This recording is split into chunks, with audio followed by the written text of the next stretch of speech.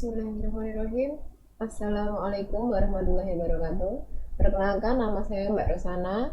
Hari ini kita akan belajar matematika untuk materi kelas 9 untuk bab yang saat ini dibahas di sekolah mungkin, yaitu bangun ruang sisi lengkung.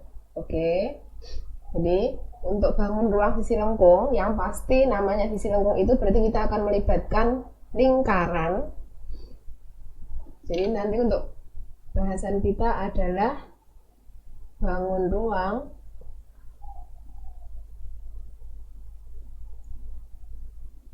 sisi lengkung. Oke. Untuk sisi lengkung berarti yang pasti semua melibatkan yang namanya lingkaran. Itu yang pertama yang harus kalian pahami.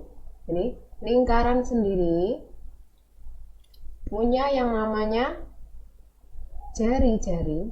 Jadi ini nanti yang pasti tidak mungkin tidak akan keluar adalah luas lingkaran. Jadi harus ingat, luasnya lingkaran itu rumusnya adalah pi kali jari-jari pangkat 2, di mana nilai pi itu boleh pakai 3,14 ataupun pecahan biasa adalah 22/7. Masih ingat? Sedangkan keliling lingkaran adalah 2 kali pi kali r. 2 ini yang akan sering kita jumpai ketika kita membahas bangun ruang sisi lengkung. Oke. Sedangkan bangun ruang sisi lengkung sendiri ada 3 ya. Yang pertama apa ini? Yang melibatkan lingkaran adalah tabung, itu yang pertama. Yang kedua adalah kerucut, dan yang ketiga adalah bola. Hari ini saya akan bahas mengenai tabung. Oke. Tabung itu bangun ruang dengan alas dan tutup yang sama. Jadi kalau kita melihat tabung itu baik alas ya maupun tutup itu mereka sama. Maaf ya gambarnya kalau kurang bagus.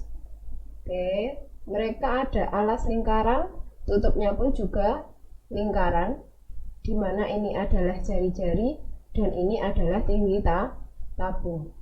Untuk volumenya itu adalah luas alas dikali tinggi. Karena alasnya lingkaran, maka di situ nanti adalah pi r kuadrat kali T.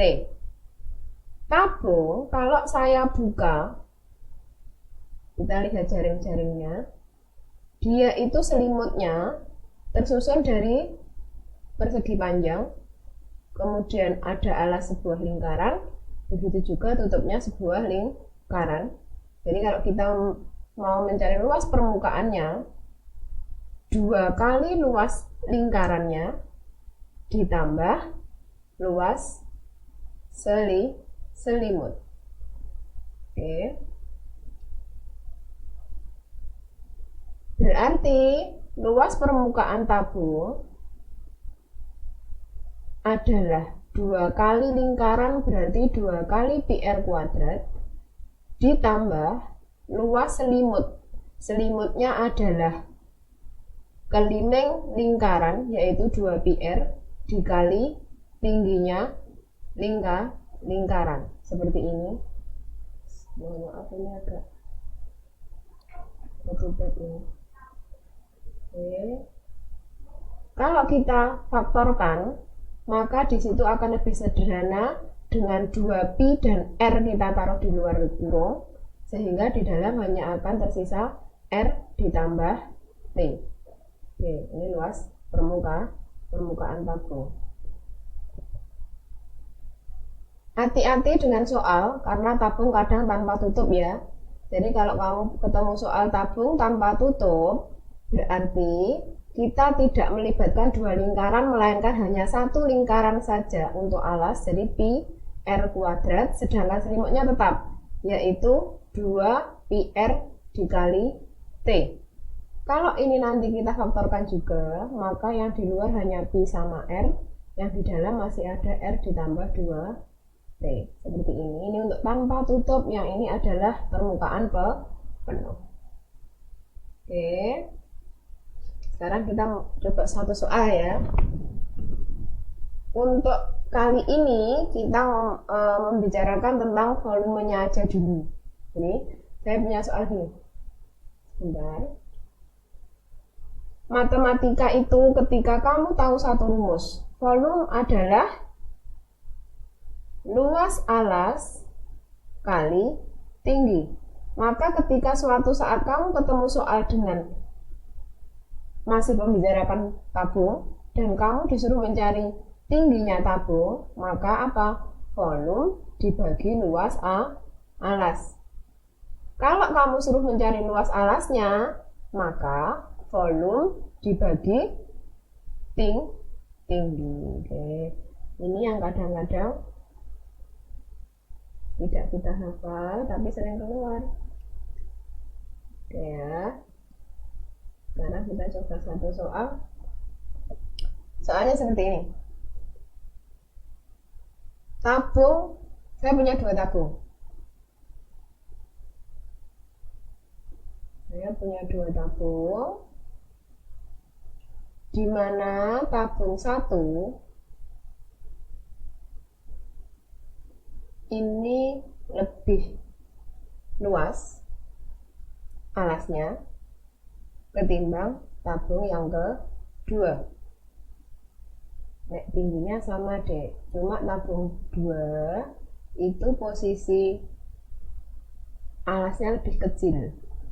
Oke, saya punya tabung 1, yang ini tabung 2, di mana di sini diameternya adalah 30 cm, sedangkan di sini diameternya adalah 40 cm. Tinggi keduanya sama, yaitu 16.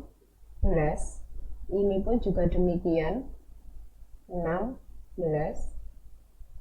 cm ya. Ketika soalnya seperti ini, tabung 1 kosong,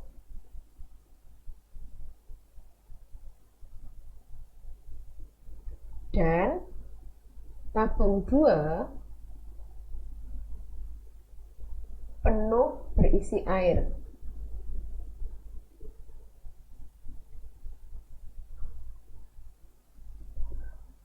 Jika air dalam tabung 2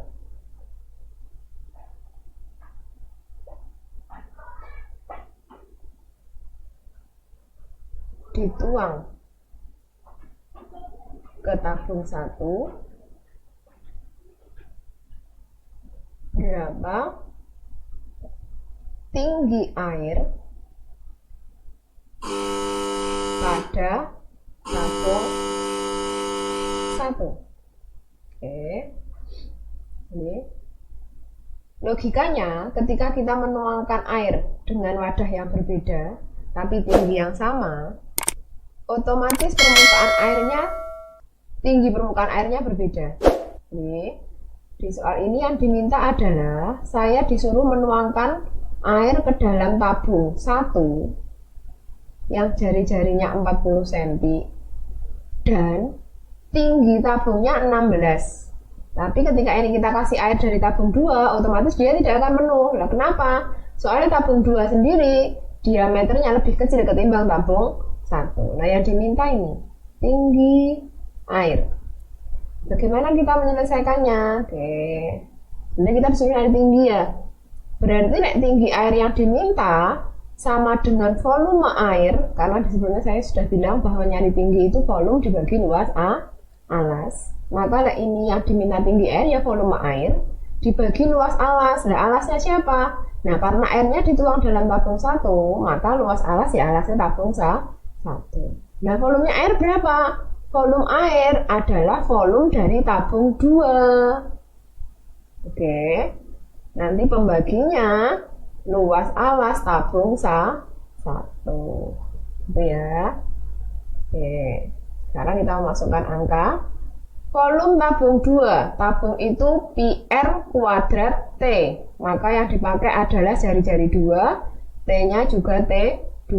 Sedangkan luas alas tabung 1 berarti pi R1 pangkat 2. Kita akan ketemu pi jari-jari 1 40 dibagi 2 berarti 20. Sedangkan jari-jari 2 30 dibagi 2 berarti 15. Tingginya 16 gini ya.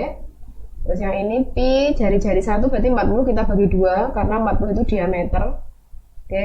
Nah, ketika kita mengerjakan soal dengan pecahan, pembilang dan penyebut bisa kita sederhanakan. Berarti 15 saya sederhanakan dibagi 5 dapat 3, yang bawah dibagi 5 dapat 4. Kemudian ini juga iya, dibagi 5 dapat 3. Yang ini kalau dibagi 5 dapat 4. Otomatis kita hanya akan menyisakan angka 3 kali 3 kali 16. Sedangkan yang di bawah masih ada 4 kali 4. Bisa dilanjut menyederhanakan, ternyata 16 sama 4 kali 4 hilang. Otomatis selesai di angka 3 kali 3, berarti tinggi air adalah 9 cm. 9 cm. Oke ya. Untuk boundary silangkung sebab tabung mungkin bisa dipahami. Untuk bab yang lain bisa kita bahas untuk yang berikutnya gitu ya. Untuk hari ini saya cukupkan. Terima kasih, semoga bermanfaat. Assalamualaikum warahmatullahi wabarakatuh.